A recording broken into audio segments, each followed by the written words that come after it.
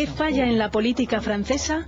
Ahora que se acercan las elecciones presidenciales en Francia, Euronews ha reunido a dos expertos en la materia, Jacques Barrot, miembro francés de la Comisión Europea, y Paul Magnette, director del Instituto de Estudios Europeos de la Universidad Libre de Bruselas. Jacques Barrot acaba de publicar Europa no es lo que ustedes creen, y en su libro plantea cómo salir del euroescepticismo reinante en el hexágono. Las dudas en torno a Europa reflejan la falta de confianza que tiene la propia Francia en sí misma. Los franceses no han ido al encuentro de Europa, y esto explica en parte el no en el referéndum constitucional. Sigue existiendo la tentación de creer que Europa es el caballo de Troya de una globalización salvaje, cuando en realidad Europa puede ayudar a calmar los miedos ante la globalización galopante.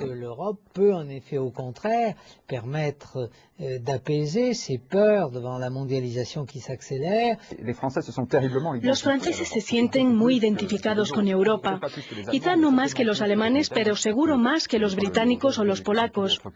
A menudo tenemos la impresión de que los dirigentes y también los ciudadanos franceses ven a Europa como algo en donde no llegan a ser uno más de los 27 miembros, ni siquiera uno de los 6 grandes Estados miembros. Europa, de alguna manera, debe ser francesa. Tal vez esto tiene relación con la retórica política de De Gaulle y de Mitterrand, una retórica que presentaba a Europa como una prolongación de las ambiciones francesas. Hay que asistir a la Comisión Europea para darse cuenta del gran desfase que existe. A Francia le gustaría que todos los avances tuvieran su firma, mientras que en realidad hay progresos que se logran en equipo. Creo que Francia ganaría mucho si se conformara con ser un país europeo como los demás y al mismo tiempo un país europeo consciente de su misión dinamizadora. A menudo los franceses dan la impresión de que no logran vender sus conceptos fundamentales. Lo vemos, por ejemplo, con la noción de servicio público. La idea misma de servicio público ocupa un lugar central en la cultura política francesa, un lugar que no tienen otros países de Europa. Los franceses no logran convencer a los demás y de pronto se sienten frustrados al ver que esa herencia tan honorable en otros países no se percibe de igual manera. Eso se debe a un doble juego al que se entregan los dirigentes franceses, que invocan los servicios públicos para retrasar la liberalización de la energía, cuando lo que quieren es que las empresas francesas puedan acceder a parte de ese mercado.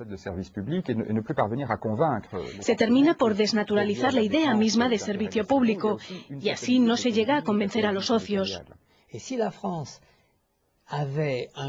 Si Francia tuviera un poco más de modestia y dijera, nosotros tenemos cierto apego al servicio público, pero este servicio se puede desempeñar de diferentes maneras.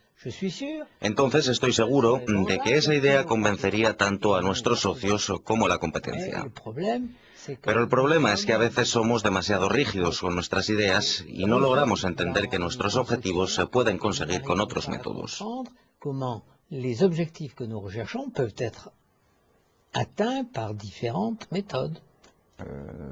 Bienaventurado el que logre entender la Europa social a la francesa. ¿Acaso se trata del diálogo social, de un mayor protagonismo en la concertación entre la dirección y los sindicatos? ¿Se trata de una legislación del trabajo más protectora, una legislación a la que los franceses se sienten muy apegados, pero que en realidad no gusta tanto a los británicos, ni en Europa Central y del Este?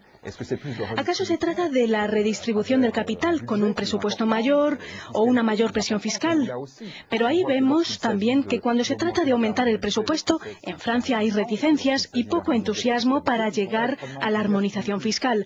Me parece que hay un desfase considerable entre la bonita expresión Europa social y las reticencias que existen cada vez que se discuten temas precisos de esa Europa social. Hay una contradicción entre la idea que los franceses tienen de una Europa social, según un modelo francés, y en la voluntad de que ese sistema se extienda a todos los países de Europa. En même temps, la volonté de faire que ce système soit étendu à tous. Non. Eso no es posible, es contradictorio. Hay que ver lo que es propio a la cultura y la historia francesas y lo que es propio a Europa. réclamer à l'Europe. A mí me parece que en el terreno de la formación Francia podría ser un ejemplo en Europa si exigiera que en todos los países todos los ciudadanos tuvieran derecho a una formación constante a lo largo de su vida. A veces Francia da la impresión de sufrir el síndrome de Gulliver. Y en ese punto están de acuerdo tanto la izquierda como la derecha. En Francia existe el deseo de que en Europa los países más grandes tengan una mayor influencia en las decisiones europeas. También hay una cierta desconfianza hacia la Comisión Europea, donde todos los Estados están en posición de igualdad. También se desconfía del Consejo Europeo, que parece tener un sistema de voto un poco complicado que da a los países pequeños más importancia de la que debieran tener. Creo que en la campaña presidencial se ha planteado, por ejemplo, la cuestión del abandono de la regla de unanimidad tratándose de la Europa judicial, la policía europea o la inmigración en Europa. En ese aspecto, en Francia hay una toma de conciencia de que no siempre podemos trabajar sin discrepancias. Lo vemos con el ejemplo del drama de Airbus. Si realmente Airbus es una empresa comunitaria, entonces no debería haber todas esas interferencias a nivel nacional y deberíamos dejar vivir en paz a esa industria europea.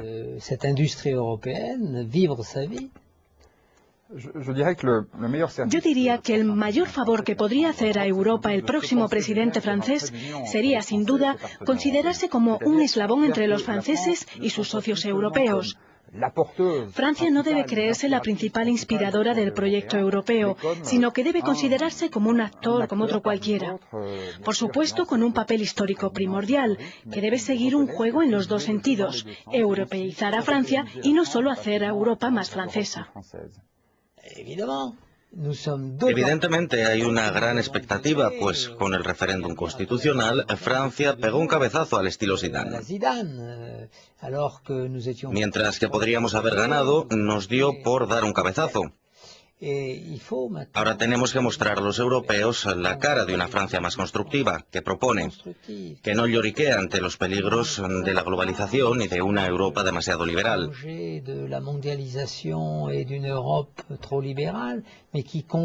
El rostro de una Francia que comprende que esta Europa, que está basada en la economía social del mercado, puede lograr regular las cosas y acompañar a mujeres y hombres para que puedan adaptarse a la globalización.